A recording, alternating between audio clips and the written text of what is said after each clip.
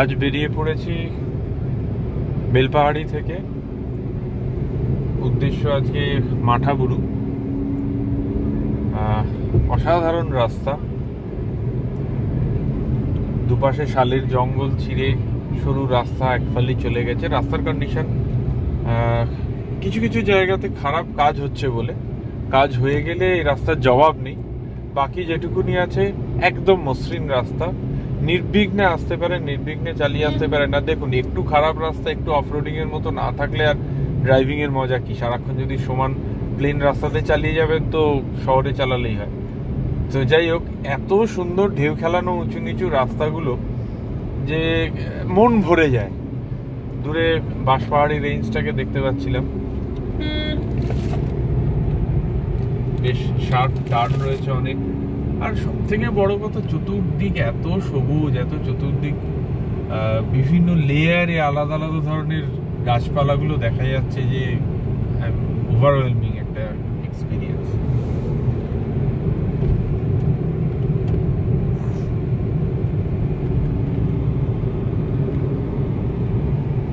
Traffic খুব কম এই রাস্তাতে, মাঝে মধ্যে একটা দুটো গাড়ির দেখা পাওয়া যাচ্ছে, কালীভদ্রে দু একটা ট্রাক, এছাড়া একটু আধটু বাইক সাইকেল, দ্যাটস এনাফ। এমনি খুব ফাঁকা রাস্তা আছে। এই জায়গাটার নাম চাকাডোবা।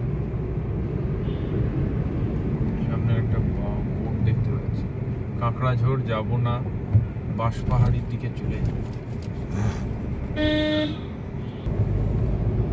এই নামগুলো মনে পড়লেই অনেক কথা মনে পড়ে যাচ্ছে আর কি। সেই বাসের মাথায় চড়ে যাওয়া, বন্ধুদের দাদাদের থেকে ধার করে ছেঁড়া হান্টার বুট আর হ্যাভারস্যাক নিয়ে তার মধ্যে কম্বল প্যাক করে এই শীতের সকালে বেরিয়ে পড়া, এইসব জায়গা। দড়ি, বাবুই ঘাসের দড়ি এখানকার একটা অন্যতম গুরুত্বপূর্ণ জায়গায়। বাবুই ঘাস আমার মনে আছে যে আমাকে কাঁকড়াঝোড়ে গোপীনাথ মাহাতোর বাড়িতে ছিলাম, মাটির বাড়িতে, মশারি টাঙানোর জন্য দিয়েছিল দড়ি হিসেবে একটা একটা করে এরকম বাবুই ঘাসের স্ট্রিং। আমি তো হেসেই খুন যে এ আবার হয় নাকি, শুকনো ঘাস আমি তো জানি দিলেই ছিঁড়ে যাবে। বলছে হ্যাঁ টেনে ছেড়ে দেখিনি, দু হাত দিয়ে পাকিয়ে ধরে টেনে হাত কেটে গেল, কিন্তু সে বাবুই ঘাস ছিঁড়লো না। কিন্তু ওরা কেমন সুন্দর ছিঁড়তে পারে, এরকম ধরে টাক করে টানে আর তাতেই কেটে যায় মাঝখান থেকে। 25 বছর আগে অবশ্য এসব বলার মতো কেউ ছিল না।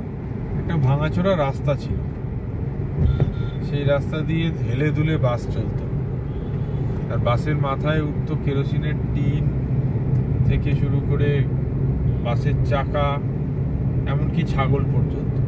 একবার তো আস্ত কাঁঠাল মাথায় চড়িয়ে দিয়েছিল, তার মধ্যে বসে বসে এসেছিলাম। এক সময় গোটা মেদিনীপুর জুড়ে বাস সার্ভিস খুব ভালো ছিল। এই বারবার মেদিনীপুর বলে ফেলছি কারণ আমার স্মৃতিতে যে সময়টা আছে এখানকার সম্পর্কে, সেটাতে মেদিনীপুরই ছিল এটা পুরোটা। তখন এইভাবে পূর্ব পশ্চিম মেদিনীপুরও হয়নি, একটাই মেদিনীপুর ছিল। ঝাড়গ্রাম জেলা হয়ে গেল আবার পশ্চিম মেদিনীপুরকে ভেঙে। এই ল্যান্ডস্কেপটা সত্যি এখানে না আসলে দেখতেই পেতাম। ঠিক বলেছো, এটা আমাদের জঙ্গলমহলের একেবারে একচেটিয়া ল্যান্ডস্কেপ।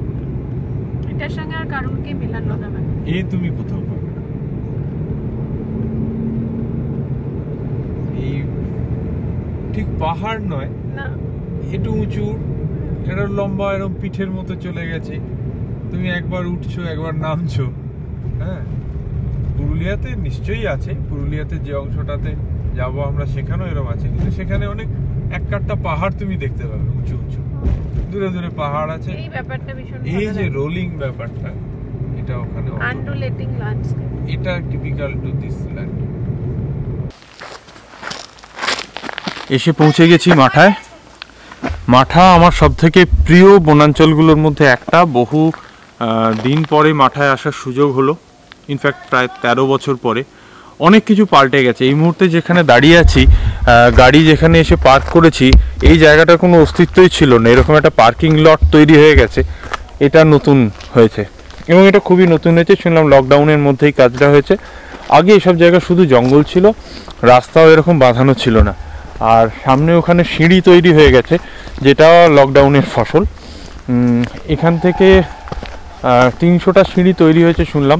আমার মতে খারাপ হয়েছে, কারণ এই জায়গাটার একটা আলাদা বিউটি ছিল, সেই জায়গাটা সেটা নষ্ট হয়ে গেছে। আরে পূর্ণ করতে যাব বা দেখতে যাব, একটু কষ্ট না করলে কেন যাব? সবার জন্য তো সব কিছু না। তো সেই জায়গাটা অনেকেই মানতে চান না। উন্নয়ন বলতে তো আমাদের কাছে একটা বাধা কাশি, বাধা ঢোল, তো সেই রকম চলে গেছে। রাস্তা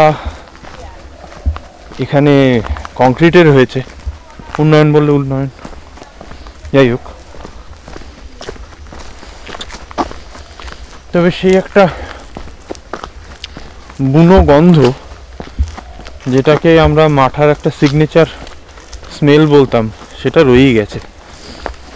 এখানে 4 দিন থেকে বাড়ি ফিরে গেলে জামা কাপড়েও সেই গন্ধটা পেতাম।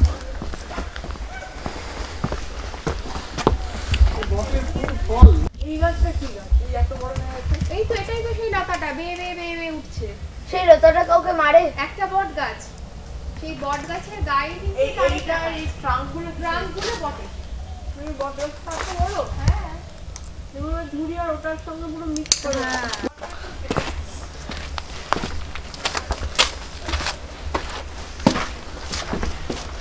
এই সিঁড়িগুলো সত্যি ফাউল করছে। নিশ্চয়ই কারুর ভালো লাগবে তাই করা হয়েছে, কিন্তু আমার সেই পুরনো মাঠাবুরুর সিঁড়ি পথটা হারিয়ে গেছে, সেটার জন্য কষ্টই হচ্ছে।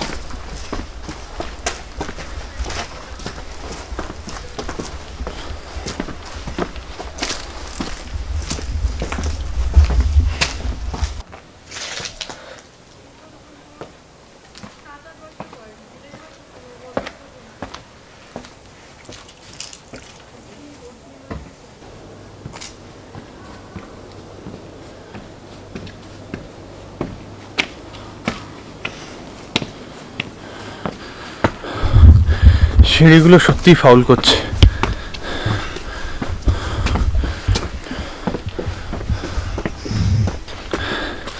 ছোট্ট ঈশান আজকেও আমার সঙ্গে আছে, আমার লম্বা লম্বা পায়ের সঙ্গে তাল মেলাতে ও বিশাল লম্বা লম্বা স্টেপ ফেলছে।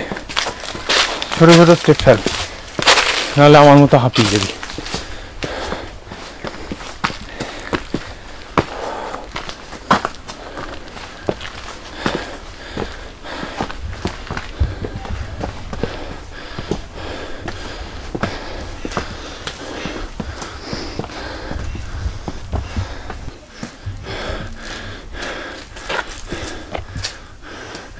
দম পাচ্ছি না, বয়স হচ্ছে, বুঝতে পারছি।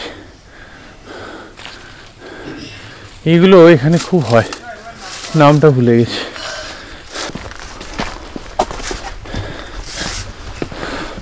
যাক, সিঁড়ির পালা শেষ হয়েছে, এটা আনন্দের খবর। এতক্ষণে পুরনো পথটা ফিরে পেলাম। হ্যাঁ, এই যে রকটা আমি বলছিলাম না যে, সরি এদিকে তো আলো নেই। অ্যাকচুয়ালি এখানে আসাটা অনেকটাই স্মৃতির পথে যাত্রা করা।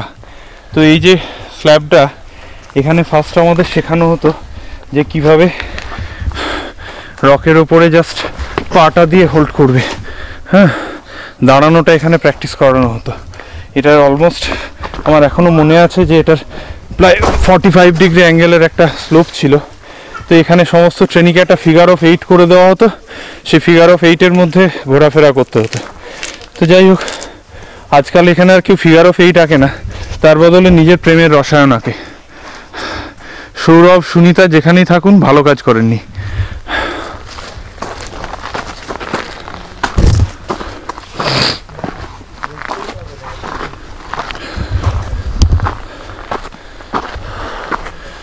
লাইট আজকেও পড়ে আসছে, কিন্তু সিরিয়াসলি লাইট থাকুক না থাকুক, ছবিতে আসুক না আসুক, আমার খুব আনন্দ হচ্ছে।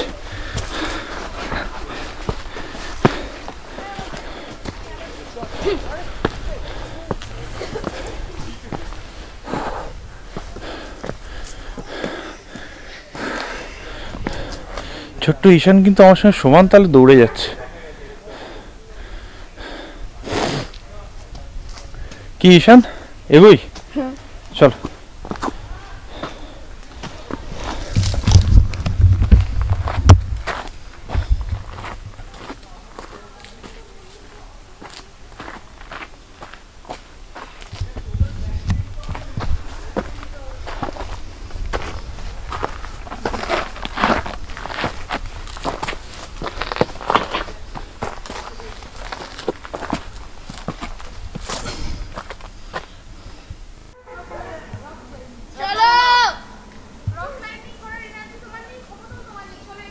চলো আরে গো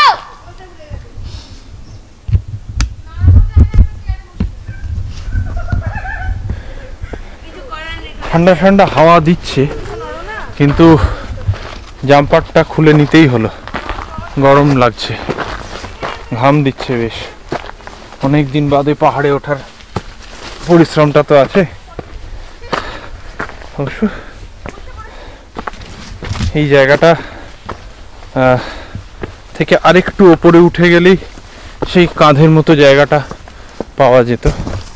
আচ্ছা, এটা কিন্তু হাতির, সামনে যেটা পড়ে আছে এটা হাতির, এই যে। এবং এটা দেখে পরিষ্কার বোঝা যাচ্ছে যে এটা দিন 4-5 আগেকার। এই যে হাতির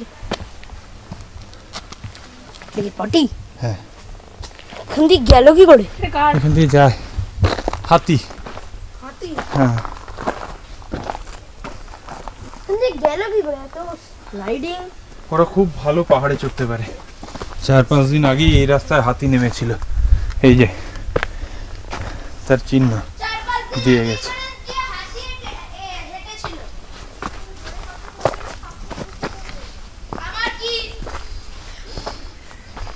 জঙ্গলটা এখনো অবিকৃত আছে,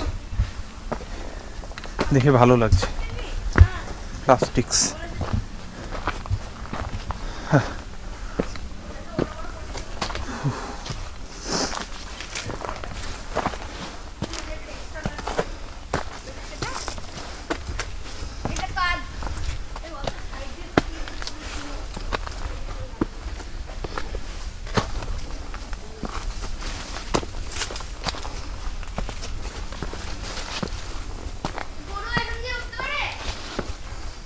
না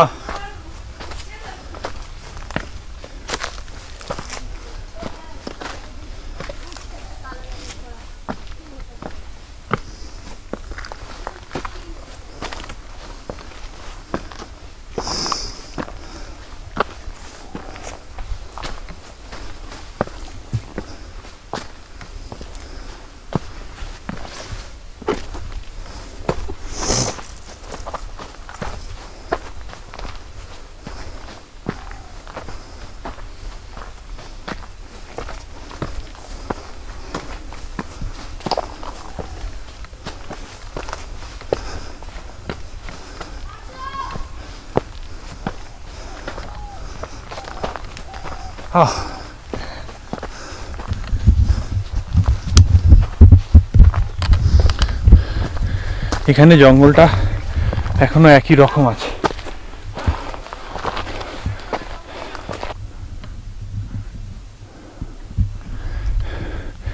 ঝোপের আড়ালে কিছু একটা আছে।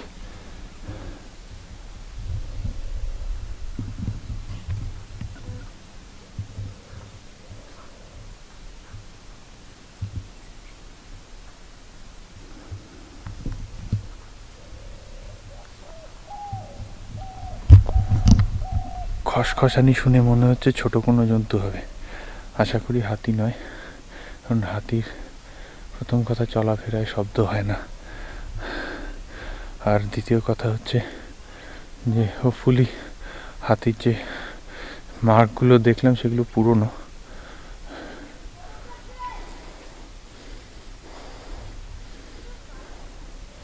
ছোটোখাটো কোনো জন্তু জানোয়ার হতে পারে। এখানে বিশেষ কোনো জন্তু জানোয়ার নেই, দু একটা ওই শেয়াল টেয়াল জাতীয় প্রাণী, খরগোশ এই সমস্ত ছিল। একবার কিছু নেকড়ে, গোটা 2 নেকড়ে এখানে ঘাঁটি গেড়েছিল।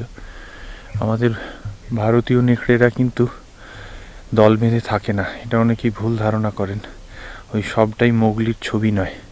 তো ভারতীয় নেকড়েরা একা থাকে, অথবা যখন ওদের মেটিং সিজন হয় তখন পেয়ার জোড়ায় থাকে।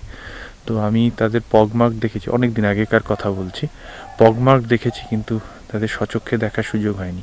এছাড়া এখানে খরগোশ, বেজি জাতীয় প্রাণী বা অন্যান্য যে সিভেট ক্যাট এগুলো দেখেছি। আর শেয়াল তো প্রচুর দেখেছি। তো হাতি দেখেছি, বড় প্রাণীর মধ্যে হাতি দেখেছি আগে। এই যে এখানে হাতির ভাঙার চিহ্ন রয়েছে, এই যে এটা খুব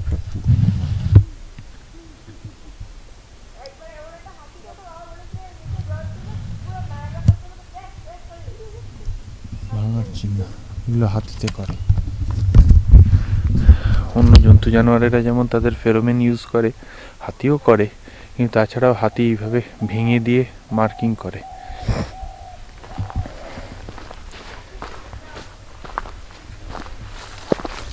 এই ওই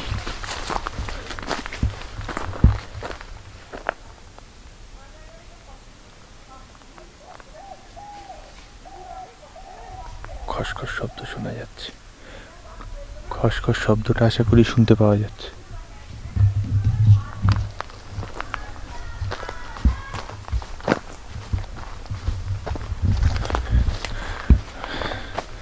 জন্তু জানোয়ারের কথা বলছি, পাখিও হতে পারে। অনেক সময় জাঙ্গল ব্যাবলারগুলো এইভাবে খুঁটে আর তাদের শব্দ পাওয়া যায়। ফলে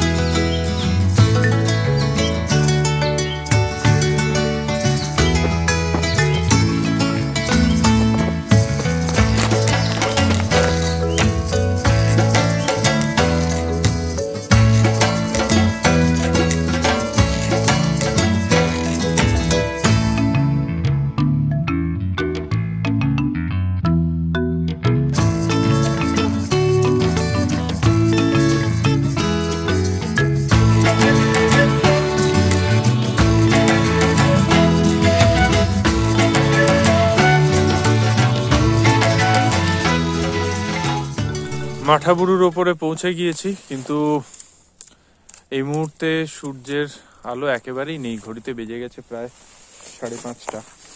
ফলে অন্ধকার গাঢ় হয়ে এসেছে। যেহেতু এটা ওপরে অনেকটা, অলমোস্ট 1400 ফিট মতন হাইট এই জায়গাটা, তো সেই কারণে এখনো কিছুটা আলো পাওয়া যাচ্ছে।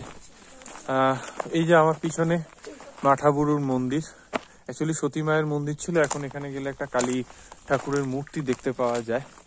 আর এইদিকে ছোট ছোট কতগুলো পাথরের স্তূপ আছে। এখানে টুকটাক ক্লাইম্বিং করতো আগে লোকজন। আর সব থেকে ইন্টারেস্টিং যে জায়গাটা, সেটা হচ্ছে এই সামনে একটা পাথর আছে, যেটাকে আমরা বলতাম বলি পাথর। কারণ এখানে ওই যখন মেলাটা হয় তখন অজস্র লোক আসে, এসে এখানে মানত করে, আর ওই পায়রা, মুরগি, ভেড়া, ছাগল এই সমস্ত বলি দেয়। আর এই পাথরটা তখন পুরো রক্তে ভর্তি হয়ে থাকতো। এই পাথরটা, এই যে পুলগুলো দেখতে পাওয়া যাচ্ছে ছোট ছোট, সেগুলো সমস্ত ভর্তি হয়ে থাকতো রক্তে। তো এখানে আর একটা অসাধারণ দৃশ্য, সেটা এখান থেকে জাস্ট সামনে যদি দেখা যায়, সেটা হচ্ছে একটা জাস্ট শিয়ার ড্রপ রয়েছে, একটা ভাস্ট প্লেনের ছবি পরিষ্কারভাবে এখান থেকে দেখা যায়। খুব মিস করছি এখানেও, ওই যে আগের দিনে আমি বলছিলাম একটা ফলস হরাইজনে সূর্যটা অস্ত যায়, এখানেও কিন্তু সেই জিনিসটা হয়। এখনো একটা আভাস এখানে দেখতে পাওয়া যাচ্ছে। তো কিছু করার নেই, সময় আর আলো এগুলো তো আমাদের হাতে নেই। এই মুহূর্তে এসে পৌঁছেছি, এটাই অনেক, এই আর কি। তো এরপরে নিচে নেমে যাব, অন্ধকার হয়ে যাবে, প্রিপারেশন আছে, সঙ্গে হেড টর্চ আছে, তখন আর দেখানোর কিছু থাকবে না। তো আজকে এই পর্যন্তই। আর আগামী দিন আগামীকাল হয়তো আমরা অযোধ্যার দিকে চলে যাব। অযোধ্যার যে জায়গাগুলো সেগুলো ঘুরে দেখার চেষ্টা করব।